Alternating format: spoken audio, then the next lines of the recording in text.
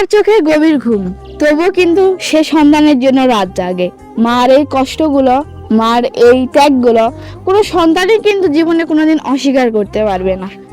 আসসালামু আলাইকুম, কেমন আছেন সবাই? আশা করছি সবাই অনেক ভালো আছেন। আলহামদুলিল্লাহ, এই বিশ্ব মা দিবসে আজকে আমরা মামিও অনেক ভালো আছি।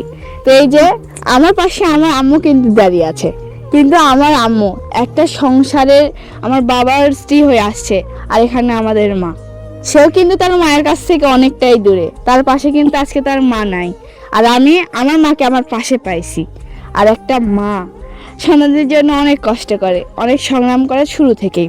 তো সারা জীবনটাই মায়ের অবদান অনেকটাই, সেটা অস্বীকার করার মতো কোনো জায়গা নাই। আসলে মা জিনিসটা অন্যরকম, যেটা সবাই বোঝে না।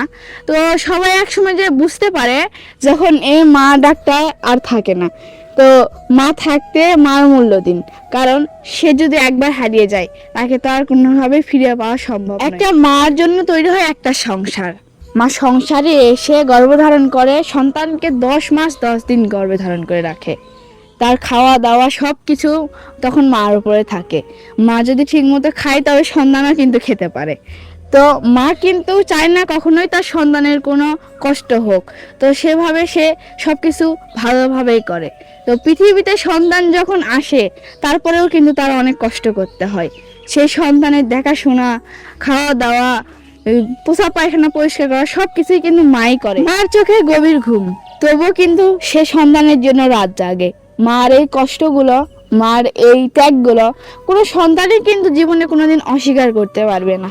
কারণ একটা মা তার জীবনে সবচেয়ে বেশি কষ্ট করে তার সন্তানের জন্য।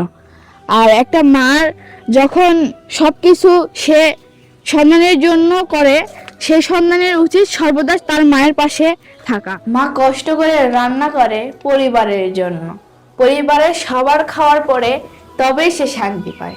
একটা মা নিজে খেয়ে না খেয়ে না পড়ে সন্তানদের যেন কোনো দিকে অসুবিধা না হয় সেদিকে তিনি খেয়াল রাখেন।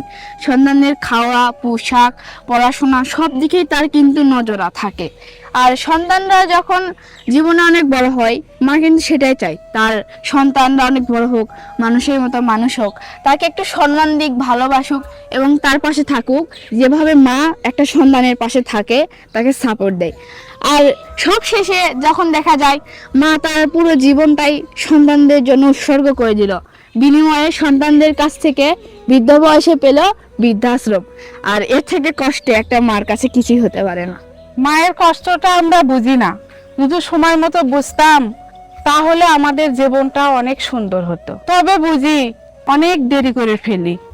এখন বুঝি মা আমাদের কত আদর স্নেহ ভালোবাসা দিয়ে বড় করছে। আর এই বিশ্ব মা দিবসে একটাই প্রার্থনা করি, বিশ্বের সকল মা যেন ভালো থাকেন।